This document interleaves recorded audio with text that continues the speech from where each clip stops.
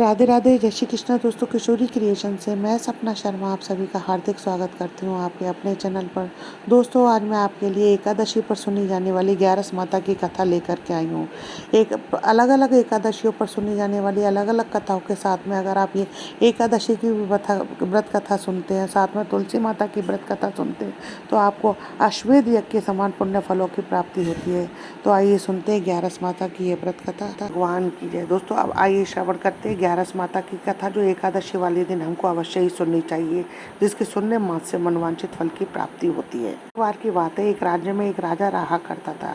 वह बहुत ही बुद्धिमान और बलशाली था। वह सदैव अपनी प्रजा का बहुत ही अच्छे से ध्यान रखता था। प्रजा भी अपने राजा को बहुत पसंद करती थी। राजा के 2 बेटियां थीं। राजा अपनी दोनों बेटियों से बहुत प्रेम किया करता था। राजा की दोनों बेटियां बहुत ही सुंदर थी, लेकिन राजा की छोटी बेटी देखने में बहुत ही सुंदर और धार्मिक प्रवृत्ति की थी। वह 12 मास 11 माता का पूजा और व्रत किया करती थी। सभी लोग राजा की छोटी बेटी से बहुत ही प्रेम करते थे और खूब प्रशंसा किया करते थे। वह बोलने में बहुत अच्छी थी। राजा भी अपनी छोटी बेटी को बड़ी बेटी से ज़्यादा ही प्रेम करता था, जिस कारण राजा की बड़ी बेटी छोटी बहन से नफरत होने लगी। समय के साथ राजा की दोनों बेटियां बड़ी हो गईं। तब एक पड़ोस के राज्य में रहने वाले राजकुमार का बड़ी बेटी के लिए रिश्ता लेकर आया। जैसे ही उस राजकुमार राजा की छोटी बेटी पर पड़ी, तो वह तो राजकुमार छोटी बेटी पर मोहित हो गया। उसी से विवाह करने की सोचने लगा। राजकुमार ने राजा की बड़ी बेटी के साथ विवाह करने से मना कर दिया और राजा से कहा कि आप बुरा ना मानो तो मैं आपकी छोटी बेटी से विवाह करना चाहता हूँ। यह बात राजा की बड़ी बेटी को पता चली तो वह अपनी छोटी बहन से और भी ज़्यादा नफरत करने लगी। राजा की बड़ी बेटी ने अपनी छोटी बहन को अपना सबसे बड़ा दुश्मन मान लेती है और अपनी छोटी बहन से बदला लेने का निर्णय लेती है, जिसके चलते उसने सोचा कि छोटी बहन को जान से मार देती हूँ। एक दिन राजा की बड़ी बेटी ने लड्डू में जहर मिला करके अपनी छोटी बहन को दे दिया। छोटी बहन ने वो लड्डू खा लिया, लेकिन लड्डू खाने के बाद भी छोटी बहन को कुछ भी नहीं हुआ। बड़ी बहन यह देखकर बहुत ही आश्चर्यचकित हो गई, लेकिन वह बड़ी बहन थी, उसने हार नहीं मानी। लेकिन जब छोटी बहन अपने कमरे में सो रही थी, तब उसने मटके में सांप रखकर उसके कमरे में छोड़ दिया, लेकिन सांप भी छोटी बहन का कुछ नहीं बिगाड़ पाया। उसके बाद बड़ी बहन ने छोटी बहन से कहा कि चलो बहन, आज हम कुएं से पानी भर कर लाते हैं। तो छोटी बहन अपनी बड़ी बहन के कहे अनुसार उसके साथ चल दी लेने के लिए चल दी। जैसे ही वह कुएं से निकालने लगी, तो बड़ी बहन ने उसे कुएं में धक्का दे दिया। लेकिन 11 माता के आशीर्वाद से वह वहां से भी सकुशल बाहर निकल आई।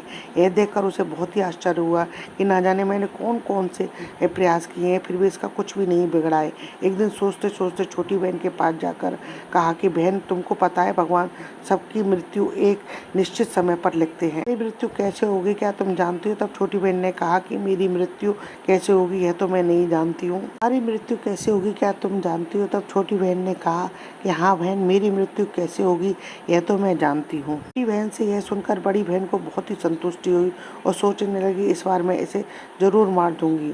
उसने अपनी छोटी बहन से कहा कि अपनी मृत्यु का राज मुझे बता दो, तुम्हारी बड़ी बहन हूँ। तब छोटी बहन ने बड़ी बहन से कहा कि मेरी मृत्यु एक तोते में है, जो तोते के गले में एक हार है, उसी से मेरी मृत्यु होगी।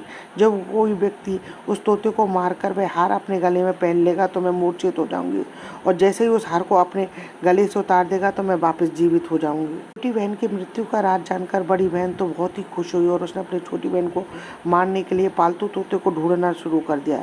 लेकिन छोटी बहन को इस बात का पता नहीं था कि वह मेरी जान लेना चाहती है। अपने पिताजी के पास गई और अपने पिताजी से कहा कि अगर मेरी मृत्यु हो जाए तो आप मुझे जलाना नहीं, बल्कि आप मुझे पुरानी वाली जो हवेली है उसमें एक पलंग पर लिटा देना। अपनी बेटी के मुंह से यह बात सुनकर राजा को बहुत ही बुरा लगा। उसने अपनी बेटी से पूछा कि बेटी, तुम ऐसी बातें क्यों कर रही हो? 2-4 दिन में तेरी शादी होने वाली है। तब राजा की छोटी बेटी ने बताया कि पिताजी, समय किसी के लिए नहीं रुकता, कब क्या हो जाए किसी को कुछ भी पता नहीं है।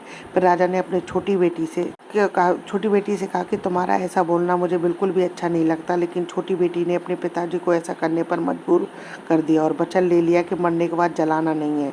तो राजा ने भी अपनी छोटी बेटी की बात मान ली। 2-3 दिन बाद शादी का समय आया। घर में पूरा शादी का माहौल था, पूरे गाजे वाजे, बारात आई। राजकुमार बारात लेकर राजा के घर आया। राजकुमार और छोटी बेटी का विवाह शुरू हो गया। जैसे ही राजा की छोटी बेटी राजकुमार के साथ अपने फेरे लेना शुरू करती है, उसी समय बड़ी बहन अपनी छोटी छोटी बहन को कमरे में ले जाकर उसके तोते को पकड़ लेती है और उसे जान से मार देती है।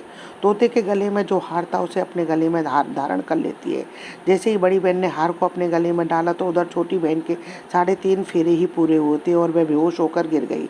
उसके बाद राजा ने बड़े बड़े हकीमों को बुलाया, अपनी छोटी बेटी का इलाज कराने को कहा। राजा ने कहा कि कोई मेरी बेटी का इलाज कर दो, मुँह मांगा इनाम दूंगा। राजा की बात सुनकर वैद्य ने जब छोटी बेटी को चेक किया तो राजा को बताया कि उसकी छोटी बेटी ना तो जीवित है ना ही मरी हुई है।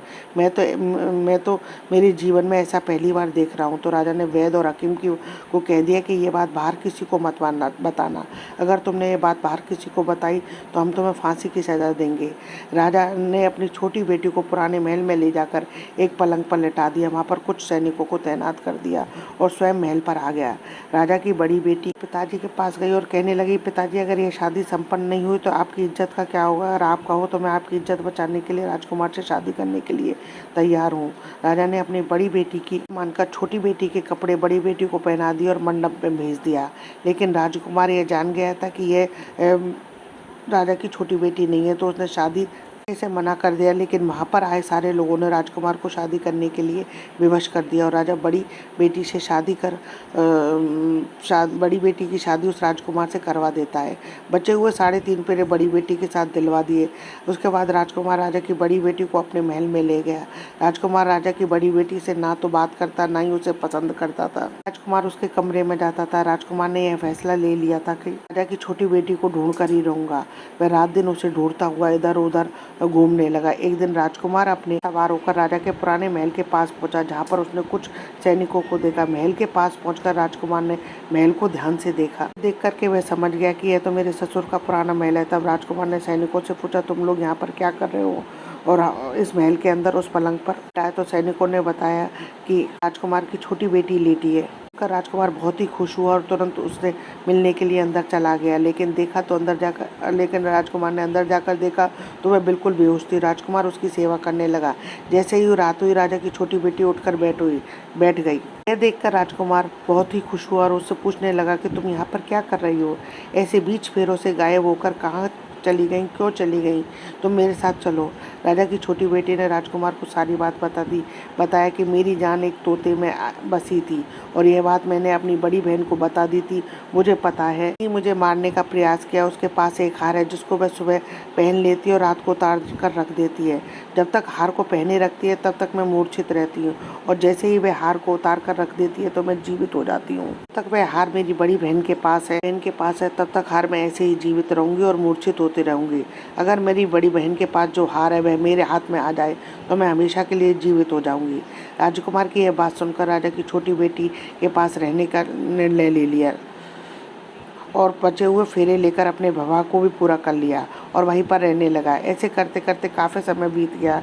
राजा की बेटी गर्भवती हो गई। एक दिन राजकुमार को किसी काम से बाहर जाना पड़ा। उसके पीछे राजा की छोटी बेटी के पेट में जोरों से दर्द होने लगा। उसने उस समय 11 माता का आह्वान किया, जिसके बाद 11 माता वहाँ प्रकट हुई और उन्होंने दर्द को दूर किया। बेटी ने जो एक सुंदर पुत्र को जन्म दिया। जब आधी रात को राजकुमार बाहर आया तो उसने 11 माता को देखा तो वह बहुत ही चकित हुआ। उसने तुरंत माता को प्रणाम किया। 11 माता ने राजकुमार से कहा कि जब तुम्हारा बेटा 5 वर्ष का हो जाए तो तुम अपनी पत्नी का हार लाकर इसके गले में डाल देना, जिससे यह के लिए जीवित हो जाएगी। के चलते राजकुमार का बेटा 5 साल का हो गया। एक दिन राजकुमार को फिर किसी काम से बाहर जाना पड़ा। उसने अपने बेटे से कहा कि तुम अपनी माता का ध्यान रखना, मैं शाम तक लौट आऊँगा। जैसे ही राजकुमार वहाँ से निकला तो बड़ी बहन के सैनिकों ने उसे देख लिया और बहन को जाकर सारी बात बता दी। जिसके बाद बड़ी बहन अपनी छोटी बहन के पुत्र को वहाँ से उठवा लेती है, उसे मरवा दिया। उसके 2 टुकड़े करवाए। पहले टुकड़े को चक्की के पास छुपा दिया और दूसरे टुकड़ा उसने अपने पलंग के नीचे रख लिया। देखकर 11 माता ने भिखारी का रूप धारण किया और उसके घर आ गई। भिक्षा मांगने लगी। बड़ी बहन ने अपने नौकरों से कहा कि जाओ भिखारी को भिक्षा दे आओ। लेकिन जैसे ही नौकर 11 माता को भिक्षा देने के लिए जाता तो माता उन्हें मना कर देती और कहती कि मैं तो तुम्हारी रानी से ही भिक्षा लूंगी। नौकरों ने अंदर जाकर कहा कि रानी जी वैसे भिक्षा नहीं ले रही है, बोल रही है कि मैं तो तुम्हारी रानी से ही भिक्षा लूंगी। तब बड़ी बहन स्वयं भिक्षा देने के लिए बाहर आई। बनी 11 माता के पास आती है, जिससे पहले ही माता एक बिल्ली का रूप बनाकर उसके कमरे में चली जाती है। वहाँ पर जो छोटी बेटी के पुत्र का एक टुकड़ा था वह उठा लेती है और दूसरा चक्की के पास से उठाकर जीवित कर देती है और वहाँ से लेकर चली जाती है और राजकुमार को सारी बात बताकर उन्हें बेटा सौंप देती है। राजकुमार अपने बेटे को लेकर उस बड़ी बहन के पास जाता है। उसे कहता है, इस बच्चे का अच्छे से ध्यान रखना, अगर तुम इस बच्चे का अच्छे से ध्यान रखोगी तो मैं तुमसे बात करूंगा, वरना मैं यहाँ से चला जाऊंगा। राजकुमार ने अपने बच्चे से कहा कि तुम ऐसा करो, तुम्हारी माँ से गले का वो हार मांग लो, तुम्हारी जिद की वजह से वह तुम्हें दे देगी। पिताजी के कहे अनुसार लड़का अपनी बड़ी माँ के पास गया, जाकर कहने लगा कि माँ, मुझे तुम्हारे गले का हार चाहिए। यह सुनकर उसकी माँ ने पहले तो बहुत गुस्सा आता है, फिर उसको याद आता है कि राजकुमार ने कहा है कि अगर इस बच्चे का अच्छे से ध्यान रखूंगी तो वह मुझसे बात करेंगे। बहन सोचती है कि छोटी बहन तो अब तक मर गई होगी, उसे जला भी दिया होगा, अब कौन सी जिंदा होने वाली है। यही सोचकर वह हार निकालकर उस बच्चे को दे देती है। वह बच्चा उस हार को ले जाकर अपने पिताजी को दे देता है, जो राजकुमार अपने बेटे और लेकर वहाँ से चला जाता है और जाते हुए कहकर जाता है कि तुम हमारे लिए खाना बनाकर तैयार रखना, मैं शाम को तुम्हारे साथ खाना खाऊंगा। यह कहकर अपने बेटे को लेकर वहाँ से सीधा राजा के पास जाता है और राजा को सारी बात बता देता है। राजा अपनी बड़ी बेटी की बात सुनकर बहुत ही क्रोधित होते हैं और अपनी परवरिश को दोष देने लगते हैं। राजा राजकुमार को अपनी छोटी बेटी के साथ रहने का आदेश देते हैं। राजकुमार हार लाकर अपनी छोटी रानी के पास जाता है और उसके गले में वह हार डाल देता है, जिससे वह जीवित हो जाती है। दोनों बहुत खुश होते हैं। राजकुमार अपने बेटे और अपनी पत्नी को लेकर अपने राज्य में चला जाता है। एकादशी के व्रत के प्रभाव से राजा की छोटी बेटी को अपने जीवन में आई तमाम मुसीबतों से छुटकारा मिलता है। एकादशी मैया की जय। एकादशी वाले दिन सुनते हैं तुलसी माता की कथा। प्राचीन समय की बात है, एक परिवार में ननद और भाभी रहा करती थी। ननद का विवाह अभी नहीं हुआ था। वह तुलसी जी के पौधे की बहुत सेवा करती थी। नियम से तुलसी जी को सींचती, दीपक लगाती, लेकिन उसकी भाभी को सारी बातें बिल्कुल भी पसंद नहीं थी। कभी उसकी भाभी को बहुत ज़्यादा गुस्सा आता, तब वह अपनी ननद को ताना देते हुए कहती, जब तुम्हारा विवाह होगा तो मैं इस तुलसी को ही बारातियों को खाने को दूंगी और तुम्हारे दहेज में भी तुलसी ही दूंगी, जब तुम देखो तुलसी जी की सेवा कैसे करती हो। कुछ समय बीत जाने पर ननद का विवाह तय हो गया। विवाह के दिन माँ ने अपने कहे अनुसार बारातियों के सामने तुलसी का वह गमला फोड़ दिया, जिसकी सेवा उसकी ननद किया करती थी। तुलसी के पत्ते खाने के लिए कहा। तुलसी जी की कृपा से वह फूटा हुआ गमला कई सारे स्वादिष्ट पकवानों में बदल गया। भाभी ने गहनों के नाम पर तुलसी की मंजरी से बने हुए गहने अपनी ननद को पहना दिए। देखते ही देखते तुलसी जी की मंजरी से बने हुए गहने भी सुंदर सोने जवाहरात में बदल गए। इतना नहीं, भाभी ने क्रोध के वस्त्रों के स्थान पर तुलसी का जनेऊ रख दिया। वह भी सुंदर रेशमी वस्त्रों में बदल गया। जब ननद अपनी ससुराल पहुंची तो ससुराल में तो उसके दहेज की बहुत प्रशंसा हुई। यह बात भाभी के कानों तक भी पहुंची तो उसे बहुत आश्चर्य हुआ। उसने सोचा कि उसने तो ननद के कपड़े, गहने, जेवर सब तुलसी जी के ही रखे थे, तुलसी जी की मंजरी रखी थी। यह सब जानकर भाभी को बहुत आश्चर्य हुआ। तुलसी जी की पूजा का महत्व समझ में आ गया। उस भाभी के भी एक बेटी थी। तब वह अपनी बेटी से कहने लगी, तुम भी तुलसी की सेवा किया करो, तुम्हें भी बुआ की तरह ही फल मिलेगा। और वह जबरदस्ती अपनी बेटी से तुलसी जी की सेवा करने को कहा करती थी, लेकिन बेटी का मन नहीं था, तुलसी की सेवा में लगता ही नहीं था। धीरे धीरे समय बीता, भाभी की लड़की हो गई, उसके विवाह का समय आ गया। तब भाभी सोचने लगी कि जैसा व्यवहार उसने अपनी ननद के साथ किया था, ये मैं बेटी के साथ भी करूंगी। यह तो गहनों से लद जाएगी, बारातियों को भी खाने के तरह तरह के पकवान मिलेंगे, ससुराल में जो है मेरी बेटी को बहुत मान सम्मान मिलेगा। यही सोचकर भाभी बारातियों के सामने तुलसी का गमला फोड़ लेती है, लेकिन इस बार गमले की मिट्टी मिट्टी ही रह जाती है। मंजरी और पत्ते अपने ही स्वरूप में रहते हैं। जनेवी भी अपना रूप नहीं बदला।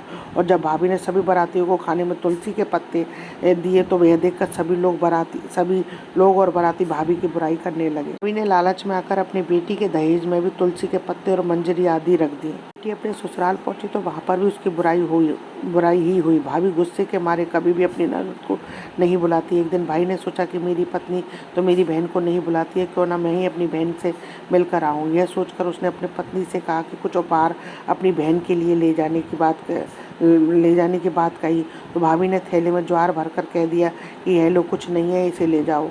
तब भाई बहुत दुखी मन से बहन के पास चल दिया। रास्ते में सोचता है कि कोई भाई भला अपनी बहन के घर ज्वार कैसे लेकर के जा सकता है। यही सोचकर वह एक गौशाला के पास गया। के पास जाकर रुक गया। ज्वार का वह थैला उसने एक गाय के सामने पलट दिया।